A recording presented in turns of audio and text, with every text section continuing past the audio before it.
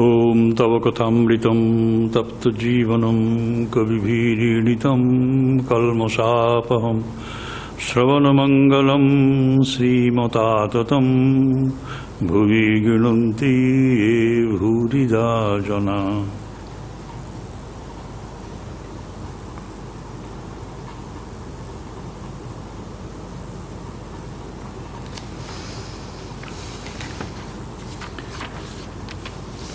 আমরা অনেক দিন পরে আবার আমাদের যে সাপ্তাহিক ক্লাসগুলি ছিল, আলোচনার চক্রগুলি ছিল, সেগুলিতে ফিরে এসেছি। তবে অন্যভাবে আমরা সকলেই সে অবস্থার, সে পরিস্থিতির কথা জানি। আজ কথামৃত পাঠ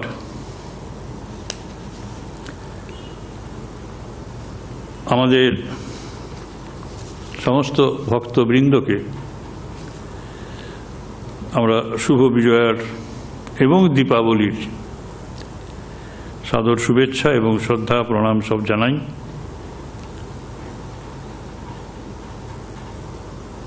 এই যে পরিস্থিতি, অবাঞ্ছিত পরিস্থিতির উদ্ভব হয়েছে, হয়তো তার ভেতরে কিছু বাঞ্ছিত ফলও আমরা পেয়েছি। পরিবেশ অনেকটা উন্নত হয়েছে, দূষণের হাত থেকে রক্ষা পেয়েছে, এটা যেমন সত্য, তেমনি এবছর নিয়মিত বৃষ্টি হয়েছে। আমরা গ্রীষ্মকালেও সেরকম গরম অনুভব করিনি। মানুষের দুঃখ বেড়েছে ঠিকই, যন্ত্রণা বেড়েছে। অনেক মানুষ কর্মজীবন থেকে অবসর নিতে বাধ্য হয়েছেন। তবু যেন মনে হয় এসবের কিছু কোথাও একটু প্রয়োজন ছিল। আমরা মানুষে মানুষে সৌহার্দ্য বজায় রেখে আবার ঘুরে দাঁড়াবো। নতুন পৃথিবীর সন্ধান তো প্রতিনিয়তই করি। নতুন পৃথিবী নিশ্চয়ই আমাদের কাছে আবার ধরা দেবে। আমরা চিরকালই আশাবাদী, এই আশা পোষণ করি।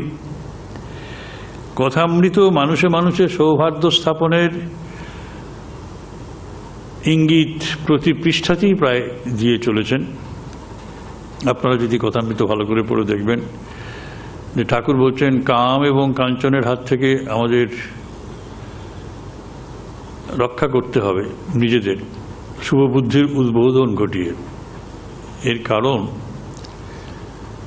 এই কাম কাঞ্চনই আমাদের ভেতরে এক দুর্নিবার আকর্ষণ আনে ভোগজীবনের প্রতি, যার ফলে আমরা চারদিকে বিদ্বেষ দেখি। আমার পরম মিত্র যে, বন্ধু যে, তার মধ্যেও অনেক ছলচাতুরি আবিষ্কার করার চেষ্টা করি। বন্ধু শত্রু হয়ে ওঠে। শত্রুকেও অনেক সময় বন্ধুভাবে গ্রহণ করি। মানুষে মানুষে মিলন সম্ভব হয় না। আমরা যদি কামনা এবং বাসনার হাত থেকে, এবং তার সঙ্গে কাঞ্চনের আবির্ভাব অবশ্যম্ভাবী, কারণ কামনা বাসনা চরিতার্থ করার জন্য কাঞ্চন তো দরকার। এই যুগলবন্দী হয়ে চলেছে এবং আমাদের জীবনগুলিকে বিপর্যস্ত করে দেয়, মিলতে দেয় না। কিন্তু এই পরিস্থিতি, অবাঞ্ছিত পরিস্থিতি, আমাদের অনেক সময় দেখছি আমাদের মধ্যে সেই সৌহার্দ্য স্থাপন করতে সার্থক হয়েছে। সেজন্য আমরা বলি যে আমরা ভালোবাসার এবং আপন করে নেবার সকলকে চিন্তাটা সর্বাগ্রে মাথায় রাখি। সকলের ভেতরে তিনিই আছেন, এই বোধে জাগ্রত হয়ে সকলকে ভালো রাখার চেষ্টা করি। সকলের দুঃখ যেমন ভাগ করে নেব, সকলের সুখও তেমনি সকলে মিলে গ্রহণ করব। তা আমরা কথামৃতে 16 অক্টোবর ছিলাম 1883। ঠাকুর বলছেন, আমি আর আমার সত্যকে আবরণ করে রেখেছে। আমি এবং আমার, মি অ্যান্ড মাইন, এই দুটি জিনিস আমাদের ভেতরে যে চরম সত্য আছেন তাকে আবৃত করে রেখেছে, জানতে দেয় না। বলছেন অদ্বৈত জ্ঞান না হলে চৈতন্য দর্শন হয় না, চৈতন্য দর্শন হলে তবে নিত্যানন্দ, পরমহংস অবস্থায় এই নিত্যানন্দ। বলছেন বেদান্ত মতে অবতার নাই, বেদান্ত মতে তো সগুণ ঈশ্বরই নাই, ঈশ্বরই তো নেমে আসেন পরম প্রেমে। বেদান্তের মতে ঈশ্বর নেই, ভগবান নেই, তার রূপ নেই, গুণ নির্গুণ, কোনো গুণও নেই, তার আবার অবতরণ হবে কিভাবে? সেজন্য সেই মতে চৈতন্যদেব অদ্বৈতের একটি ফুট, মানে যার জীবনে, যে মর মানুষটির জীবনে অদ্বৈত বেদান্তের সেই এই চরম সত্য নিত্যানন্দ চৈতন্যানন্দ অনুভূত হয়েছে, তিনি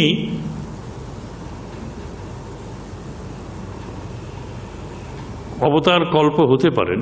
আমাদের ভাষায়, পুরাণের ভাষায় অবতার, কিন্তু বেদান্তের ভাষায় চৈতন্যের একটি ফুট, মানে একটি প্রকাশ। সেই প্রকাশেই আমরা কিন্তু উদ্বেল হয়ে উঠি, সেই প্রকাশেই আমরা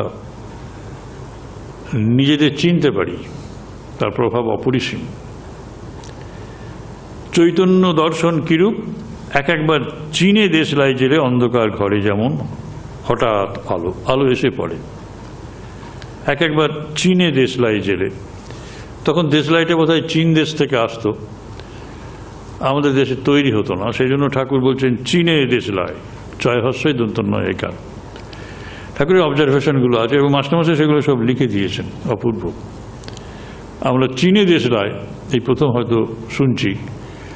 ঠাকুরের কথা মিটে সেই সমাজ চিত্র, সেই অর্থনৈতিক চিত্র একটা ভেসে উঠেছে। ভক্তিমতে অবতার, ভক্তিমতে অবতার, অবতারটা ভক্তিদের, অর্থাৎ ভগবান আছেন, ভক্ত আছেন,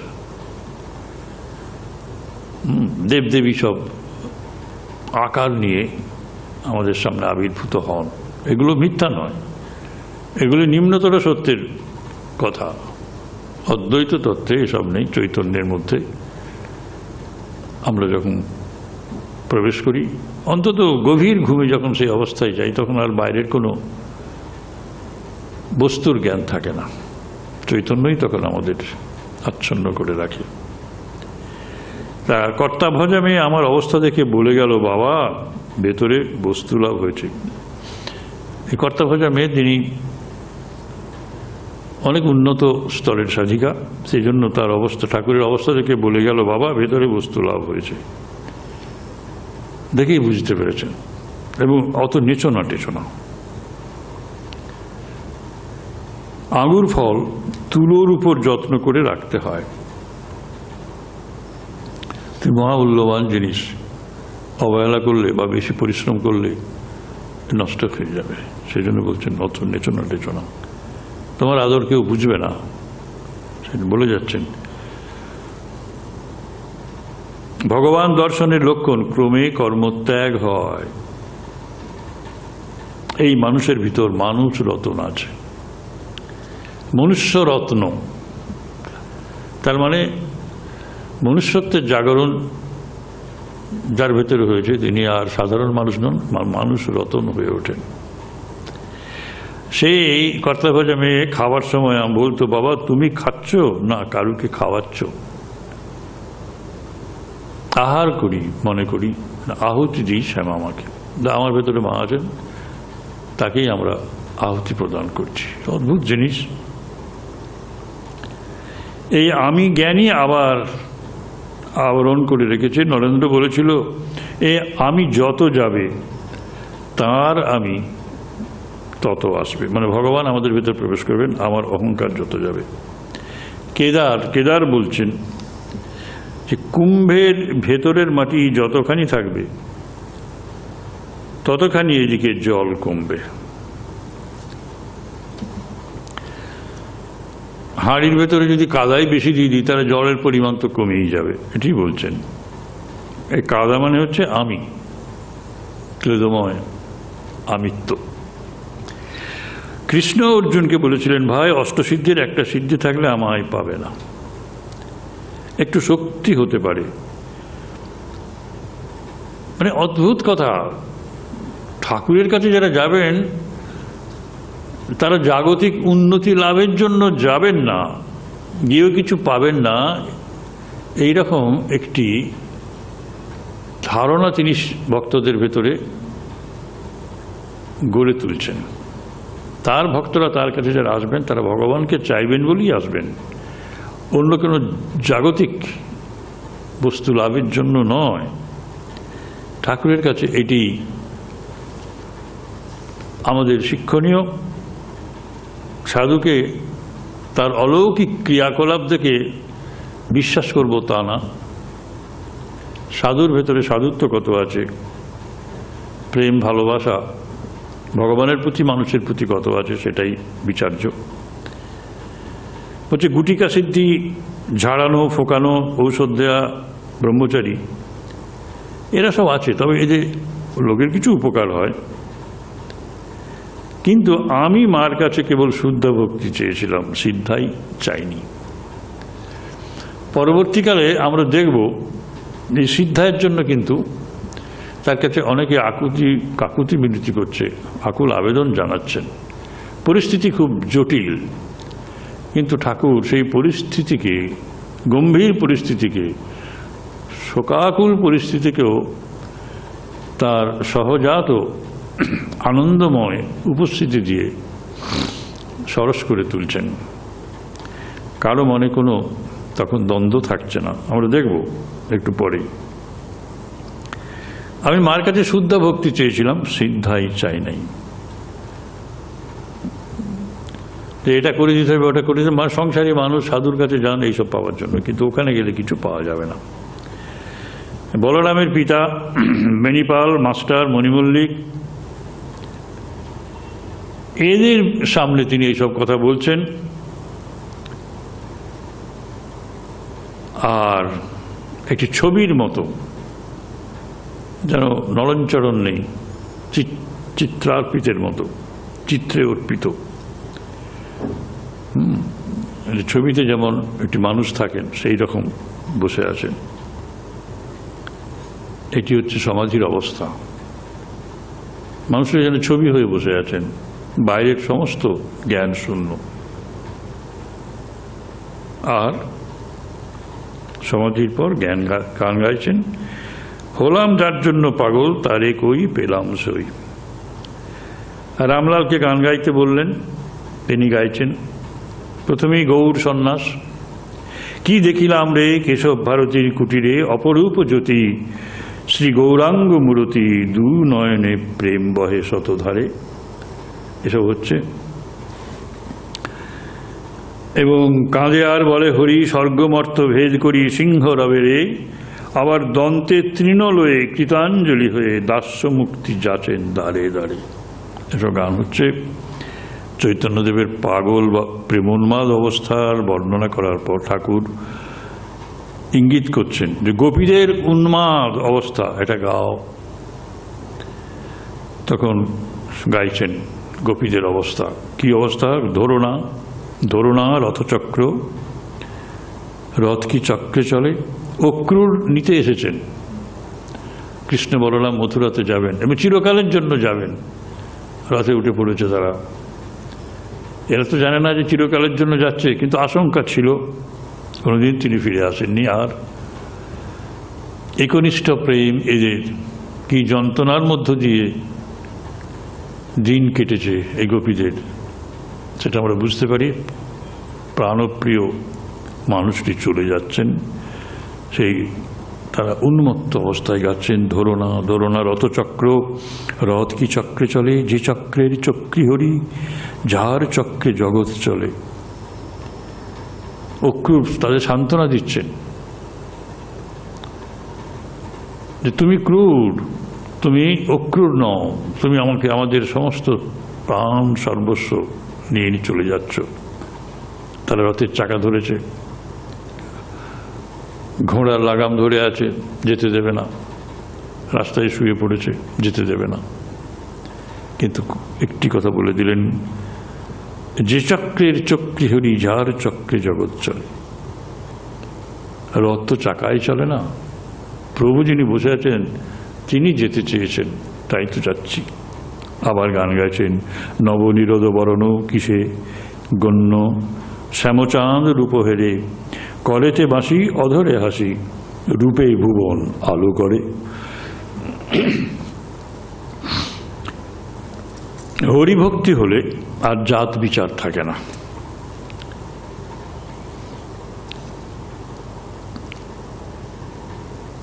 মণিমল্লিককে বলছেন, তুমি তুলসীদাসের সেই কথাটি বলো তো, কি কথা? তুলসী মণিমল্লিক বলছেন, চাতক তৃষ্ণায় ছাতি ফেটে যায়, গঙ্গা যমুনা সরজু আর কত নদী আর পুকুর রয়েছে, তড়াগ রয়েছে, কিন্তু কোনো জল খাবে না, কেবল সাথী নক্ষত্রের বৃষ্টির জলের জন্য হাঁ করে থাকে। আমাদের এই ইনস্টিটিউটের ছাদে গিয়ে দেখেছি আকাশে প্রচুর চাতক পাখি ঘুরে বেড়ায়। ওগুলো কিন্তু চামচিকে নয়, চাতক পাখি। পিছনের অংশটা সাদা। আমি নরেন্দ্রপুরে প্রচুর দেখেছি চাতক পাখি। ওরা বিকেলের দিকে সকালের দিকে সব উপরে উপরে ঘুরে বেড়ায়। ওরা যেন বৃষ্টির ফোঁটা কখন পড়বে সে আকাঙ্ক্ষায় আকুল হয়ে ঘুরে বেড়াচ্ছে। আপনারাও দেখতে পাবেন।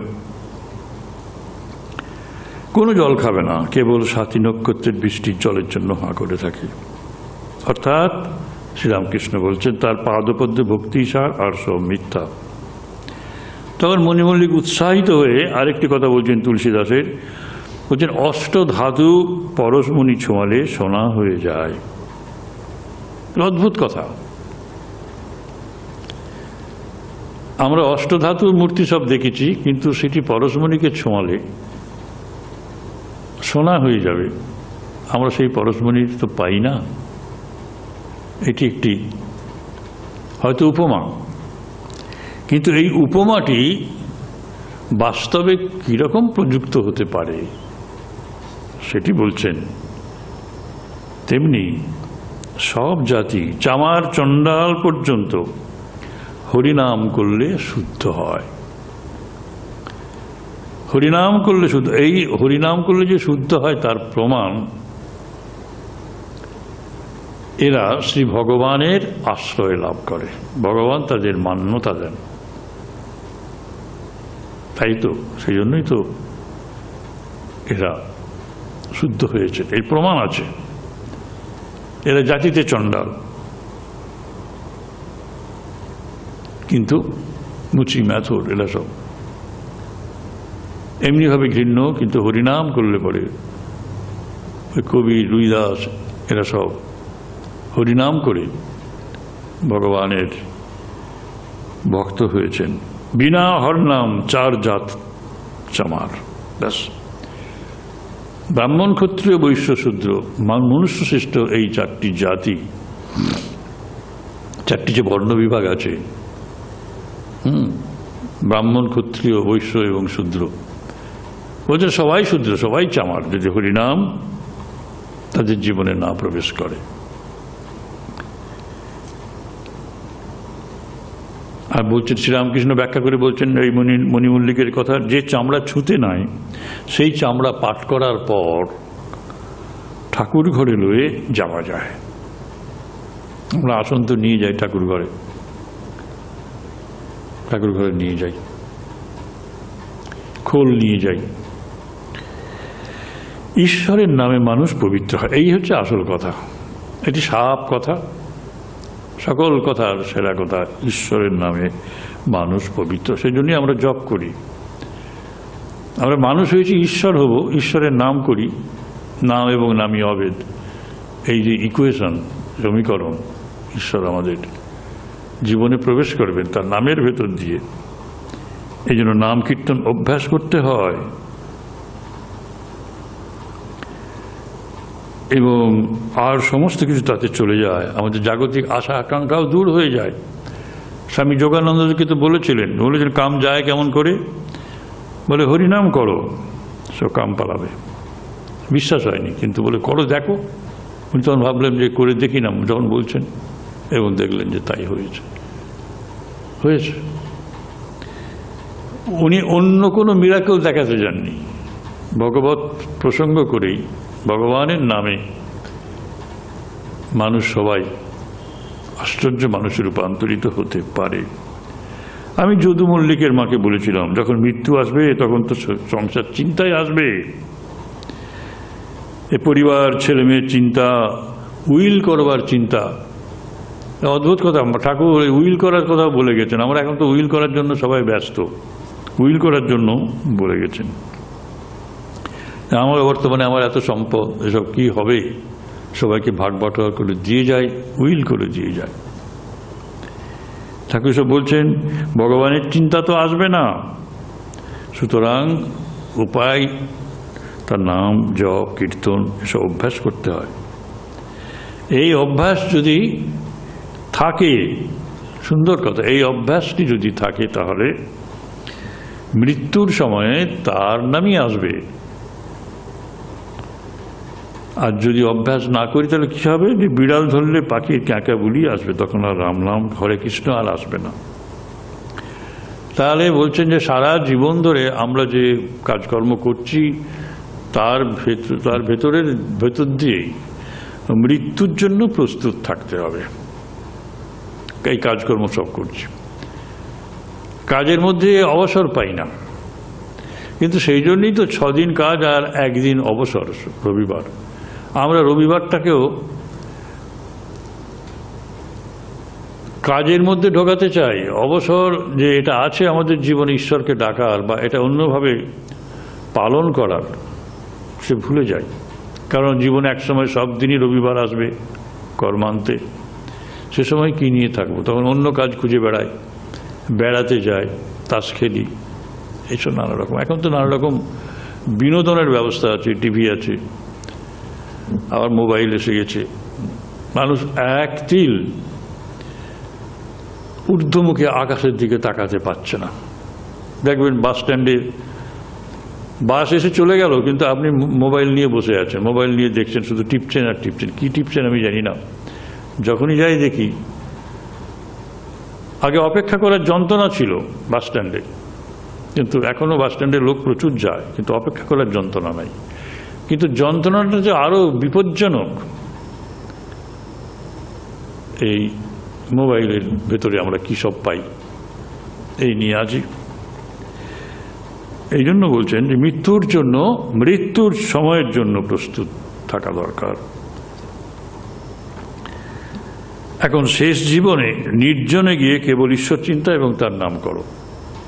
শেষ জীবনে করব, তার মানে ওই যে সপ্তাহে 1 দিন ছুটি পাচ্ছি বা অন্যান্য যে ছুটিগুলি পায় সেগুলিরও সার্থক ব্যবহার করা দরকার।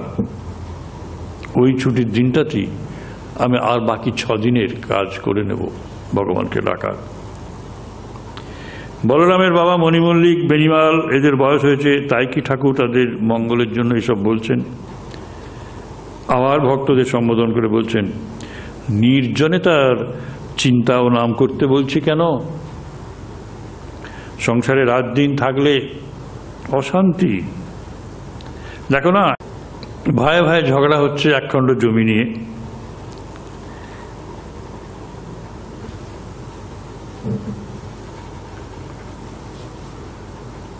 এই জন্য সংসারে থাকতে নাই, মাঝে মাঝে নির্জনে যেতে হয়। কেন নির্জনে যেতে হয়? নির্জনে গেলে আর তো কোনো কাজ নেই, তখন বুঝতে পারি যে চিন্তাগুলো কোনোদিনই আমার ভেতরে আসেনি সেই সব চিন্তা আসছে। রাজা সুরত এবং সমাধি বৈশ্য এরা সংসার থেকে এবং তাদের রাজ্য থেকে বিতাড়িত হয়েছিলেন। রাজা সুরথ শত্রুর দ্বারা আক্রান্ত হয়ে হেরে গিয়ে পালিয়ে গেছিলেন, বনে গিয়ে আশ্রয় নিয়েছেন। এখন চিন্তা হচ্ছে আমার সেই ধন সম্পদ কোথায়, আমার সেই হাতি কি করছে, এখন কার সেবা করছে, এইসব নানা রকম তার চিন্তা। আমার ওই সুন্দর সুন্দর জিনিসগুলো ছিল। আর সমাধি বৈশ্যকে তার স্ত্রী ছেলেমেয়েরাই তাড়িয়ে দিয়েছে। তার ফলে তিনি বলছেন যে এতদিন কিছু ভাবেননি যে যারা আমাকে তাড়িয়ে দিল, সর্বশান্ত করে দিল, তাদের প্রতি আমার এত আকর্ষণ কেন, তাদেরকে বলতে পারছি না, অন্য কোনো চিন্তা নেই। এবং মেধোসমণি তাদের ভেতরে, দুজনেরই ভেতরে যেহেতু ব্যাকুলতা জেগেছে নির্জন বাসের ফলে, তাদের মনগুলো যে বিক্ষিপ্ত, এই বিক্ষিপ্ত মনকে ধরতে পারা নির্জন ছাড়া, নির্জনতা ছাড়া হয় না, সেটি হয়েছিল। এবং মেধোসমণি তাদের সঙ্গে সঙ্গে উপদেশ দিয়ে তারপরে বললেন যে যাও মহামায়ার পূজা করো। এবং পুজো করলেন, চণ্ডী শেষে আছে, পুজো হলো। দুজনেই মৃন্ময়ী মূর্তি স্থাপন করে পুজো করলেন। দেখুন, একজন চাইছেন আবার রাজ্য ফিরে পাই, সুরথ রাজা আবার রাজ্য ফিরে পেলেন, তথাস্তু, বর পেলেন। আর সমাজে বললেন আমার অনেক দেখা হয়ে গেল, আমার ভেতরে অনাসক্তি জেগেছে, সংসার আসক্তি আর নেই, আমাকে চৈতন্য সম্পাদন করুন। তখন মহামায়া তাকে চৈতন্য দান করলেন।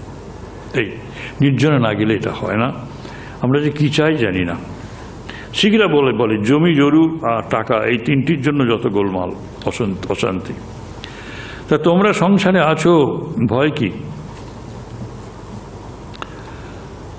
রাম যখন সংসার ত্যাগ করার কথা বলছেন, দশরথ চিন্তিত হয়ে বশিষ্ঠের শরণাগত হলেন। তখন বশিষ্ঠ রামচন্দ্রকে বলছেন, রাম তুমি কেন সংসার ত্যাগ করবে? আমার সঙ্গে বিচার করো। ঈশ্বর ছাড়া কি সংসার? কি ত্যাগ করবে, কি বা গ্রহণ করবে? তিনি ছাড়া কিছুই নাই। তিনি ঈশ্বর মায়া জীব জগৎ রূপে প্রতীয়মান হচ্ছেন। এ বশিষ্ঠ গুরু তাকে এই উপদেশ দিলেন। কিন্তু অধ্যাত্ম রামায়ণে এইসব কথা শুনেও কিন্তু রামচন্দ্রের বৈরাগ্য আর কমেনি, বৈরাগ্য বেড়েই গেছিল। তবে হ্যাঁ, তিনি সংসারে ছিলেন রাবণ বধের জন্য, এটুকু আমরা পরবর্তীকালে শুনেছি, জানি। তা তিনি ছাড়া কিছু নাই, এই সংসারে কি আছে?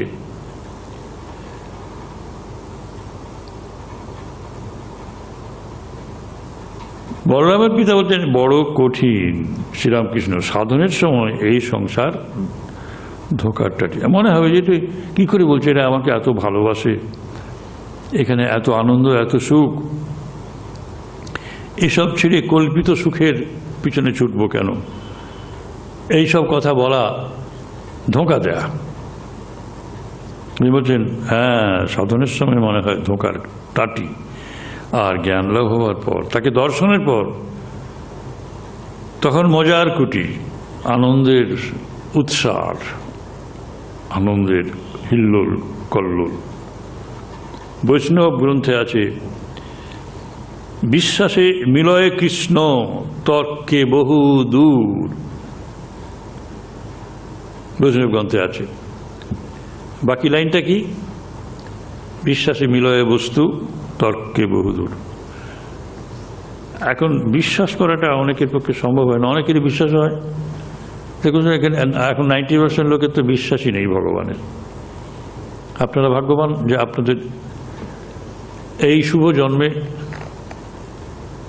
এই বিশ্বাসটুকু এসেছে যে ভগবান বলে একটা অতিরিক্ত আমি ছাড়া আর একটি বৃহত্তর সত্তা আছে এই পৃথিবীতে, যিনি আমাকে পথ দেখাতে পারেন। তা বলছেন বিশ্বাসে মিলায় কৃষ্ণ, তর্কে বহুদূর, অটল বিশ্বাসে তোর গর্ব হোক চুর। তর্কটা কেন করি? তর্ক করি গর্ব আছে, অহংকার আছে। অটল বিশ্বাস এলে এই অহংকার চূর্ণ হয়, কেবল বিশ্বাস।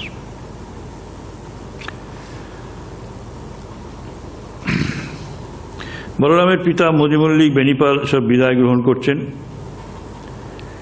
কোথায় যাবেন? সন্ধ্যার পর কাঁসারিপাড়ার হরিসভার ভক্তরা আসিয়াছেন। একদল গেল, আর একদল এলেন।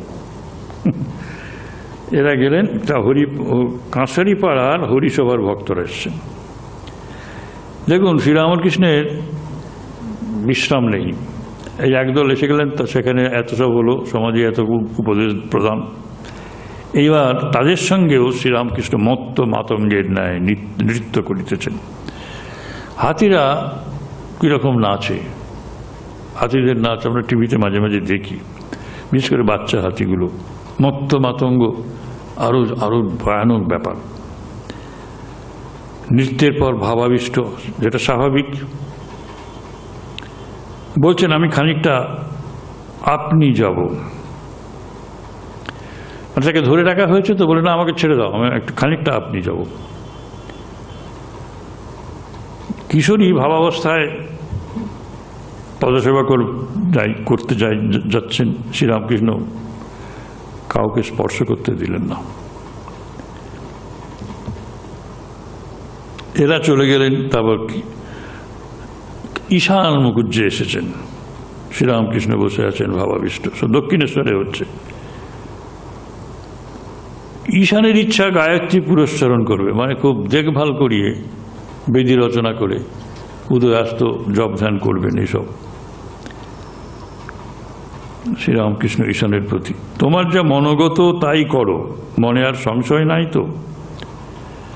ঈশান, আমি একরকম প্রায়শ্চিত্তের মতো সংকল্প করেছিলাম। শ্রীরামকৃষ্ণ, এ পথে কি তা হয় না? তিনি কারো ভাব নষ্ট করছেন না। উনি যখন চাচ্ছেন ঈশান একটা রিগারাস ডিসিপ্লিন নিয়ে ধর্মজীবন, আধ্যাত্মিক জীবন শুরু করবেন, এবং ঠাকুরের সাথে এই নিয়ে কথা হচ্ছে, স্বয়ং ভগবান এসেছেন, তিনি না করছেন না, কিন্তু বলছেন আবার, এ পথে কি হয় না? যিনি ব্রহ্ম তিনি শক্তি কালী। আমি কালী ব্রহ্ম জেনে মর্ম ধর্মাধর্ম সব ছেড়েছি, চণ্ডীর স্তবেও আছে। ঈশান বলছেন, ব্রহ্মই আদ্যাশক্তি, ব্রহ্ম এবং শক্তি অভেদ। শ্রীরামকৃষ্ণ, এটা মুখে বললে হয় না, ধারণা যখন হবে তখন ঠিক হবে। সাধনার পর এই যে সাধনা করতে যাচ্ছ তুমি, এর উদ্দেশ্য চিত্তশুদ্ধি হলে ঠিক বোধ হবে তিনি কর্তা, তিনি মন প্রাণ বুদ্ধিরূপা, আমরা কেবল যন্ত্রস্বরূপ। আমরা যন্ত্র, এই বোধ তো আমাদের হয় না। আমরাই তো কর্তা, আমি তো করলাম, আমি তো সব চালাচ্ছি, আমি বাড়ির কর্তা, আমার হুকুমই সব চলে, এ তো বলি। কিন্তু এই ভাব যতটুকু আমাদের ভেতরে আছে, আমাদের চিত্তের মলিনতা ততটুকুই আছে। চিত্তের মালিন্য যদি আরো পাতলা হয়ে যায়, তাহলে আমরা তখন অন্যদের সুযোগ সুবিধা করে দিই। সঙ্গে যারা আছে, আমার পরিবারে যারা আছেন, আমাদের প্রতিষ্ঠানে যারা আছেন, সকলকেই তখন সম্মান জানাতে হয়, সকলের কাজের প্রশংসা করতে হয়, এবং যেখানে যেখানে প্রয়োজন সেই সব ক্ষেত্রে তাদের সাফল্যের ভাগিদার বা অংশীদার করতে হয়। না হলে কিন্তু ঝামেলা। হৃদয় শুদ্ধ হলে পরে তখন আমরা নিজেরা একটু আলাদা হয়ে যায়। এই যে যন্ত্র হয় মানে কি, আলাদা হয়ে যায়। আমার ইম্পর্টেন্স, গুরুত্বটা কর্মক্ষেত্রে তখন কমে যায়, এবং তারাই যথার্থ কাজ করে। এটা তো ঠিকই। যারা এইরকম অকর্তাবোধ, সবটা হয় না, অল্প কর্তৃত্ব নিয়ে কাজ করে এবং সকলকে ফ্রিডম দেন। বললাম তো, যে সাফল্য এসেছে তার জন্যই এসেছে।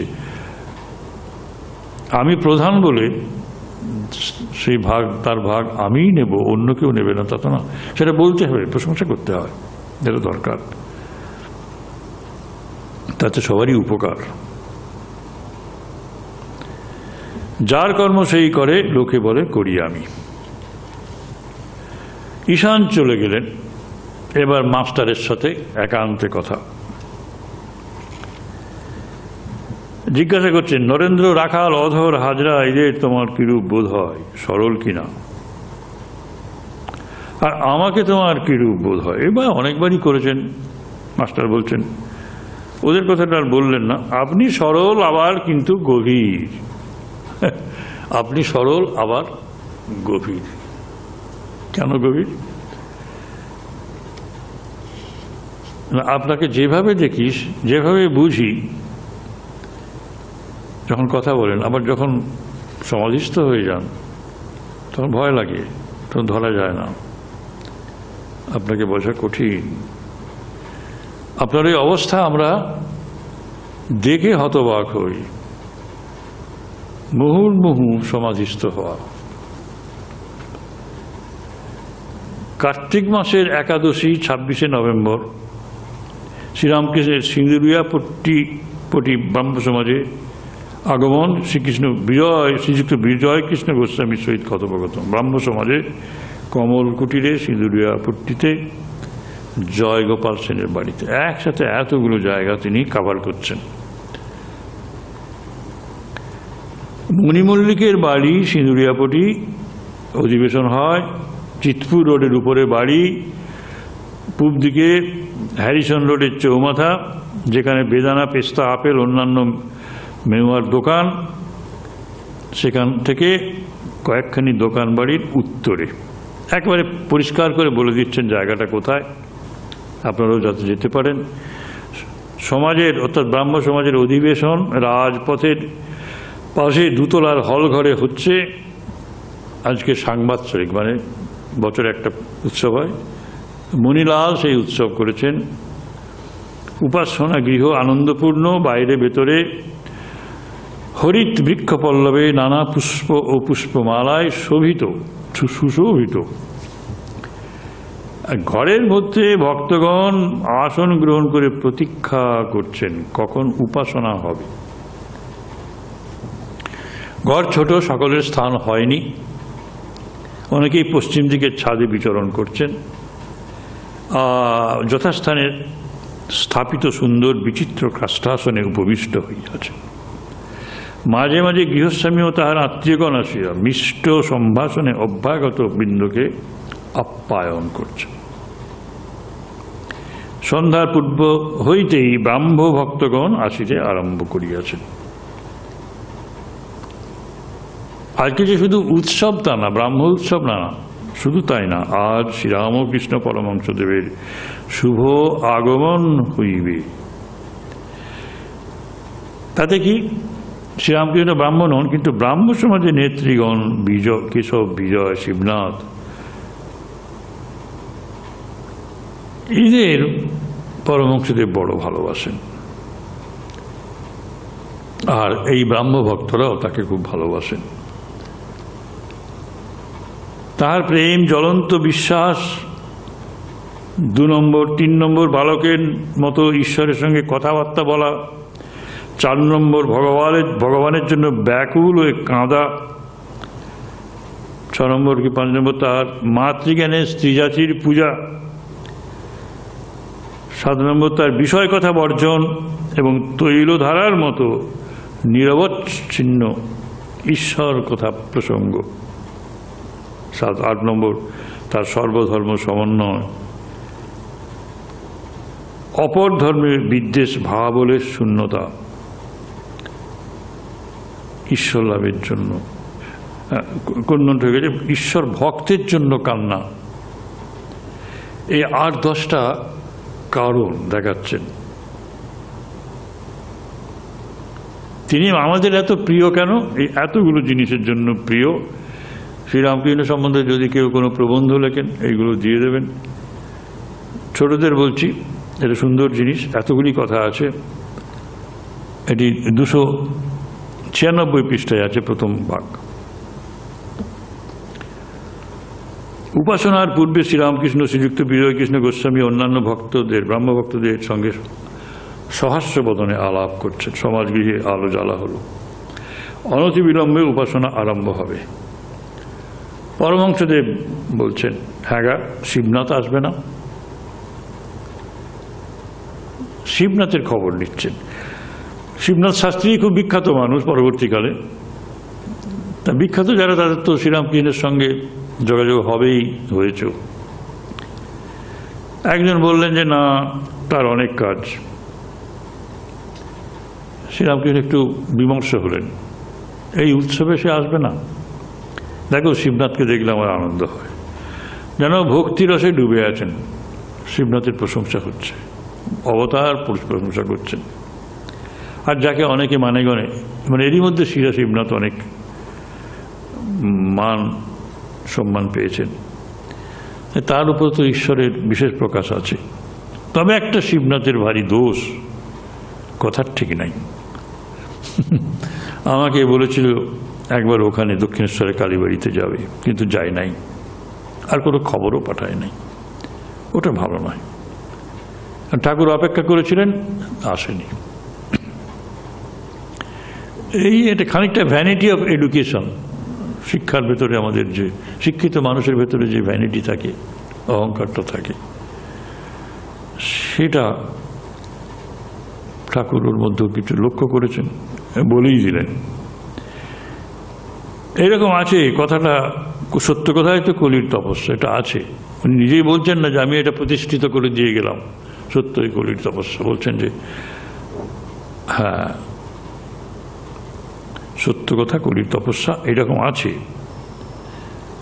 আর সত্যকে আট করে ধরে থাকলে ভগবান লাভ হয়, সত্যে আট না থাকলে ক্রমে ক্রমে সব নষ্ট হয়।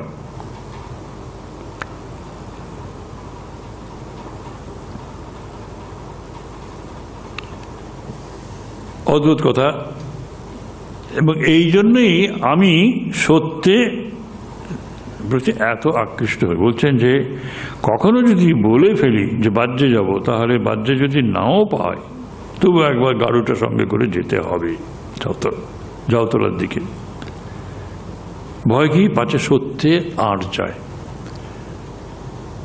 এই জিনিসটাই কিন্তু লাখ কথা কথা। আমাদের যে কর্মজীবন, সংসার জীবন, আমি কর্মজীবন বললাম, সংসার জীবন বললাম, তার মানে সংসারীদের এবং সন্ন্যাসী সকলেরই কর্মজীবন এই যুগে আছে।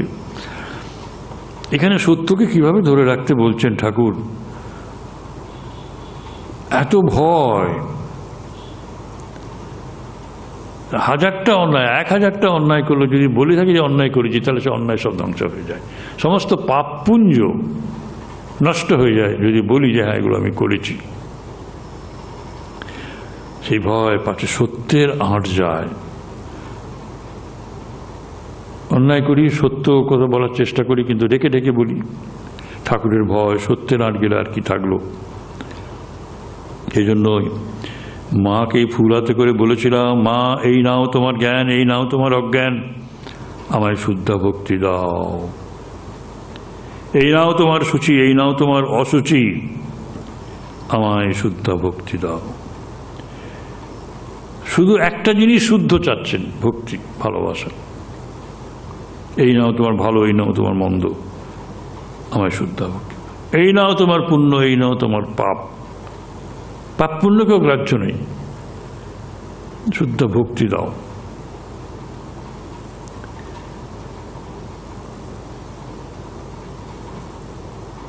কিন্তু যখন এসব বলেছিলাম তখন একথা বলতে পারি নাই, মা এই নাও তোমার সত্য, এই নাও তোমার অসত্য। সব দিতে পেরেছি মাকে, সত্য মাকে দিতে পারলাম না। তাহলে দেখুন, যখন চাচ্ছেন তখন বলছেন ভক্তি দাও, শুদ্ধ ভক্তি দাও, আর বাকি সব নিয়ে নাও। শুদ্ধ ভক্তি দাও আর বাকি সব নিয়ে নাও।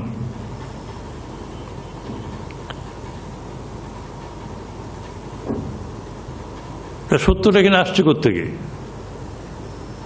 সত্যের কথা বলতে গিয়ে এই কথা বললেন, এবং শেষকালে বলছেন, মা এই নাও তোমার সত্য, এই নাও তোমার অসত্য, এই কথা বলিতে পারি নাই।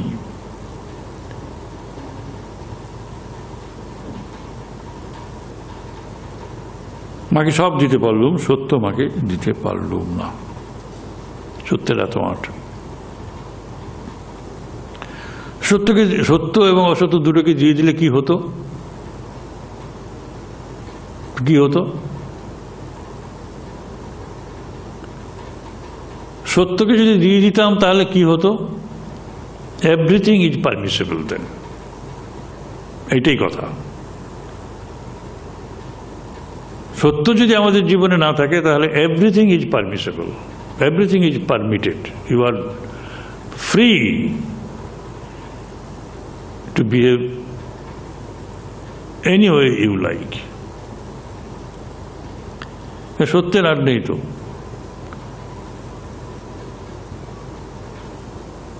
সেই রকম সত্যই ভগবান। ভগবান আমাদের জীবনে না থাকলে আমাদের কাছে সমস্ত রকম শয়তানি কাজ সম্ভব হয়ে ওঠে।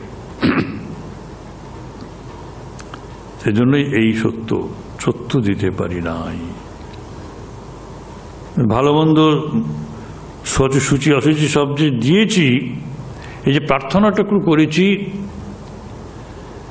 এই প্রার্থনাটা তো সত্য। এটাকে দিয়ে দিলে পরে আমার এই প্রার্থনাগুলোরও কোনো মূল্য থাকে না। সত্যও যদি দিয়ে দিই, আমি যে সত্যই সব তোমাকে দিলাম এগুলো, সেই সত্য তো রক্ষিত হলো না। ব্রাহ্ম সমাজের পদ্ধতি অনুসারে উপাসনা শুরু হলো। বেদির উপর আচার্য সম্মুখে সেজ, উদ্বোধনের পর আচার্য পরব্রহ্মের উদ্দেশ্যে বেদোক্ত মহামন্ত্র উচ্চারণ করছেন। বলছেন, সত্যম জ্ঞানম অনন্তং ব্রহ্ম আনন্দ রূপম অমৃতম যদ বিভাতি শান্তং শিবমদ্বৈতম শুদ্ধম অপাপবিদ্ধম। প্রণব সংযুক্ত এই ধ্বনি ভক্তদের হৃদয় আকাশে প্রতিধ্বনিত হইল। ওঙ্কার ধ্বনি চরম ব্রহ্মের সব কথা বলছেন, চরম সত্যের কথা, ব্রহ্মের কথা বলছেন। এবং মাস্টারমশাই বলছে যে অনেকের অন্তরে এই অপূর্ব উচ্চারণ শুনে, স্তব কথা শুনে অন্তরে বাসনা নির্বাপিত প্রায় হইল। নির্বাপিত প্রায় বাসনা শূন্য হয়ে গেল। চিত্ত অনেকটা স্থির এবং ধ্যান প্রবণ হইতে লাগিল। সকলেরই চক্ষু মুদ্রিত। ক্ষণকালের জন্য এই বেদোক্ত সগুণ ব্রহ্মের চিন্তা করিতে লাগিলেন। এগুলো সগুণ ব্রহ্মের কথা। আকার নেই, নিরাকার, কিন্তু সগুণ, গুণ আছে। আমি অনেক সময় বলেছি, যেমন বাতাস বয়ে যাচ্ছে, নিরাকার, বাতাসকে দেখি না। সত্য এরকম, কিন্তু বয়ে যখন যাচ্ছে শীতল করে দিয়ে যাচ্ছে আমাদের শরীর, এটুকু বুঝি। গাছগুলোর পাতাগুলো নড়ছে, বাতাস বইছে, এটা বুঝতে পারি। গুণ আছে, অ্যাট্রিবিউট আছে, কোয়ালিটি আছে। কিন্তু ব্রহ্ম নির্গুণ, নিরাকার, সেটা সর্বোচ্চ সত্য। ব্রাহ্মরা এই জন্যই, ব্রাহ্মদের সঙ্গীতেও পাবেন সগুণ থাকার জন্যই ভক্তির ভাবটা রয়েছে। তিনি দয়াশীল, তিনি সত্যস্বরূপ, আনন্দরূপ, শান্ত। ওদের যে মন থেকে এইসব বিষয় চিন্তা চলে গেল, তার কারণ আর একটা কারণ তো উপনিষদুক্ত এইসব, বেদোক্ত এইসব ব্রহ্ম নির্দেশক বাচক মন্ত্রগুলো উচ্চারিত হচ্ছে। তৃতীয়ত ভগবান শ্রী রামকৃষ্ণদেব নিজে নিষ্পন্দ স্থির দৃষ্টি বসে আছেন, সব শুনছেন, দেখছেন। আত্মপক্ষী কোথায় আনন্দে বিচরণ করছেন, দেহটি যেন শুধু পড়ে আছে।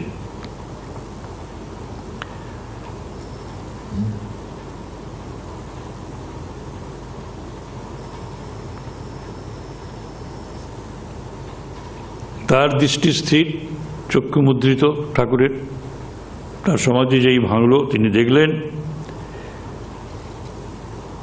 তখনও দেখছেন যে সবাই সকলেই চক্ষু মুদ্রিত করে রয়েছেন। তারপর তিনি ব্রহ্ম ব্রহ্ম বলে উঠে দাঁড়ালেন। সঙ্গে সঙ্গে বক্তরা, ব্রহ্মভক্তরা খোল করতাল নিয়ে কীর্তন শুরু করলেন। দ্বৈতবাদ এসে গেল। এখানে যেখানে যেমন, ঠাকুর তো মামা বলছেন না, এখানে দেখুন ঠাকুর বলছেন না কালী কালী, হরিনাম হরিনাম না, ব্রহ্ম ব্রহ্ম ব্রহ্ম। এখানে ব্রাহ্ম সমাজে এসছেন, যেখানে গেছেন সেখানেই তিনি সেই ভাব, সেই বেগ সব নিয়েছেন। এখন ব্রাহ্মদের বুঝতে গেলে তাকে ব্রাহ্ম হতে হয়েছে, শাক্তদের বুঝতে গেলে তাকে শাক্ত মতকে গ্রহণ করতে হয়েছে, ইসলাম বুঝতে গিয়ে তাকে মুসলমান হতে হয়েছে। বুঝলেন? একজনকে জানতে গেলে পরে তার সঙ্গে মিশে যেতে হয়, তার মতো হতে হয়। এই জিনিস আর কোথায় কবে দেখেছে? কেউ দেখেনি। কীর্তন শেষ হলে ঠাকুর আসন গ্রহণ করলেন। কি বলেন তিনি? সবাই তখন ব্যস্ত।